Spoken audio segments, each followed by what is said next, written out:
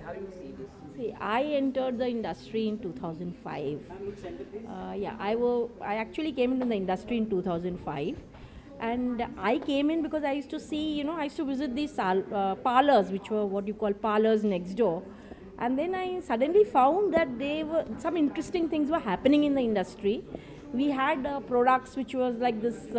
Lovely oxy bleaches that were launching. L'Oreal launched Matrix, which is a brand, and a lot of activity that was happening in the industry. And then I thought I actually saw the industry grow. Now from spending about $12, which is a global figure for grooming in the Western world. India spends 60 cents per person. So the scope, it's huge and humongous. And people are now, some of the products they use at home, but a lot of it they wish to go to salons. Because salons give them me time. It gives them time for themselves. It's not that you can't do a facial or a manicure, pedicure at home, but you would prefer to do it at a salon because that's an environment you would like to go to. But even that is challenged with the coming of home services and such other things with kids which are at home kids. So a lot of activity in the industry, and that's very important that our salon professionals get to keep up with those trends which are happening.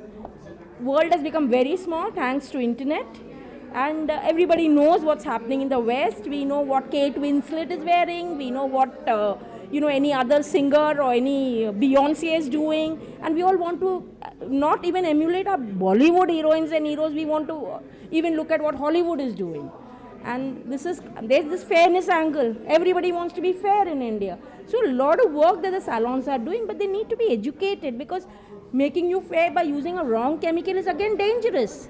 So it is very important that the salons get this education, and hence I find SALONEX to be a great platform where these things will be discussed, and surely we should be able to get some huge benefit. I like to be associated with it because I love the education part of it. Do you think the government is providing, from the government point of view, I'm talking about the taxes, they're providing good, lower taxes, encouraging this industry?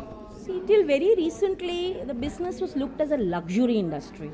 But our industry has spoken to the government, and now the National Skill Development Council has now looked on it as a skill that will help to employ more and more people.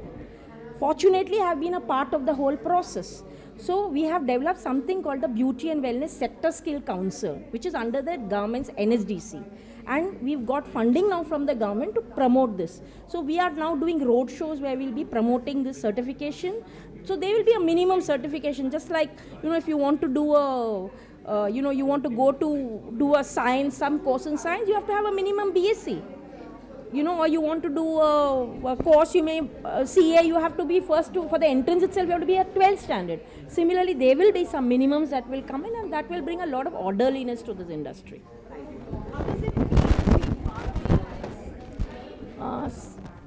Firstly, I find it very privileged. I find very privileged because this is it's a pioneering effort. So I definitely wanted to be a part of it.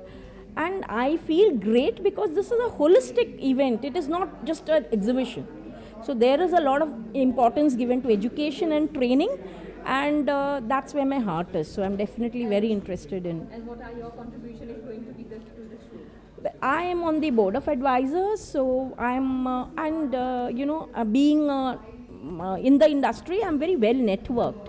So that I think I'll help with my network coming into this show, and which will help to get the right people in, and we'll be promoting the right people, the right techniques there.